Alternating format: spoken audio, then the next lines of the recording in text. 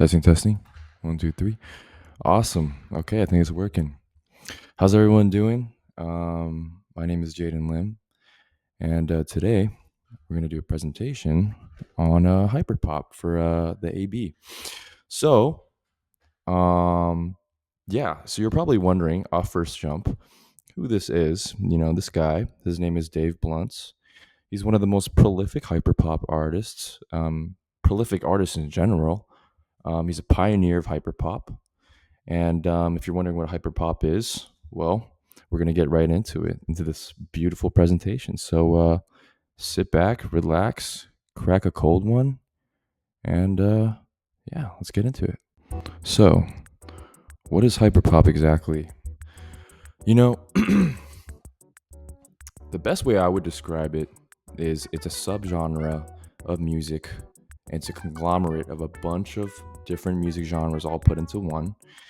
Um, it's characterized by experimental elements. Like I said, blend of usually either pop or rock or trap, or it's a beautiful genre, and it has its roots in the United Kingdom, which is random. We don't care. But yeah, basically all it is it's a conglomeration of different genres all put into one. And yeah, so it's just some basic history. Um, it's a microgenre that exploded during 2019, but it has its roots dating back all the way in 2010 in the UK, actually. That I do not know much of, and no one really knows much of because it exploded in the UK underground scene a long time ago. But we do know of its resurgence back in 2019, actually, right before COVID. And artists such as 100 Gex, Charlie XCX were pioneers of this genre at the time. And yeah, it's a great little genre that erupted right before COVID, the lockdown. And yeah, that's all you basically need to know about the history. Influence in mainstream media. That's a good one. That's a good one. Hyperpop, like I said, is a mix of many different kinds of music. It's linked to a lot of LGBT community and aesthetics. Think of Echo 2K, think of Drain Gang. Um, it's in a lot of Billboard Top 20, 200 songs. Pardon me. So it's getting fairly popular, and it has been for the past 5 years.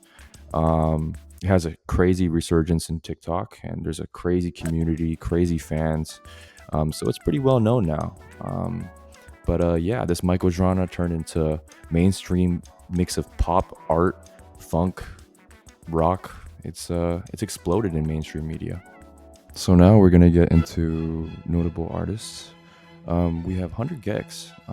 So 100 Gex is pretty cool. They're the pioneers, forefront pioneers of hyperpop. And back in 2019, they released 1,000 Gex, the album, and that really, honestly, took off the whole genre. It exploded them crazy off the map, and ever since then, they've been doing well. They've been keeping a good following, hundreds of thousands of streams, and yeah, they're like considered the pioneers of this genre. All right, so next, I don't even need an introduction for this artist, but this is Charlie XCX, and she is also a founding member of hyperpop. Um, Her roots go all the way back when she was doing mainstream pop back in 2009, 2010. And but most notable of her, especially recently, is her album Brat, which came out last year. Took off crazy, put hyperpop on the map again. It's a mix of like electro clash, techno. It's just awesome. It's a very awesome album. You should give it a listen. Brat. And I'll keep these kind of short and concise, but this is Brakens. He's a hyperpop artist as well. Um, Recently, he was on an album called Scrapyard. Super cool album by Quadeca. Check it out. But most notably, he has an album called Hypochondriac that really exemplifies the tone of hyperpop, the creativeness, the colorfulness, the mix of trap drums and rock and punk and pop. It's like I said, hyperpop is a conglomeration of different genres. So Breakins executes it perfectly. One of my favorite artists in the hyperpop genre, or you could say hyperwave or whatever it is. His name is Echo 2K.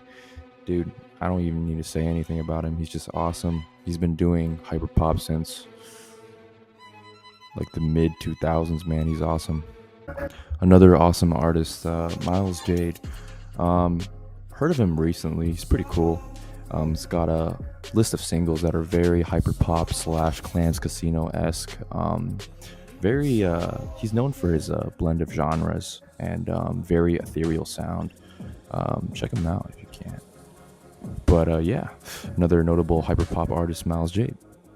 And finally, the conclusion. Thank you for sticking with me this far. So we're gonna get in touch with a couple topics. How does hyperpop impact the world today? What will the genre evolve into next? And how does it intertwine, last question, with the audio industry? Now, number one, how does hyperpop impact the world today?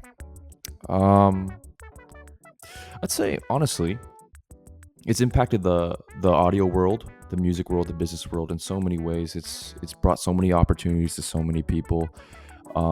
Labels flock around hyperpop artists like Too Hollis. I don't know. Yeah, Too Hollis. What will the genre evolve into next? It's hard to say. Music is in itself a ever evolving art form that spreads within everywhere. It spreads everywhere. So hyperpop, the people theorize that hyperpop can go into post pop, it's already evolved into like a shoegaze type of sound. But honestly, the influence of hyperpop is so big. All these artists that I just explained to you, they all utilize hyperpop techniques, and it's just an awesome sound. And I think in the audio industry, we'll encounter a lot of artists that use this hyperpop genre to its full extent. So yeah, thank you for listening, and hopefully get 100.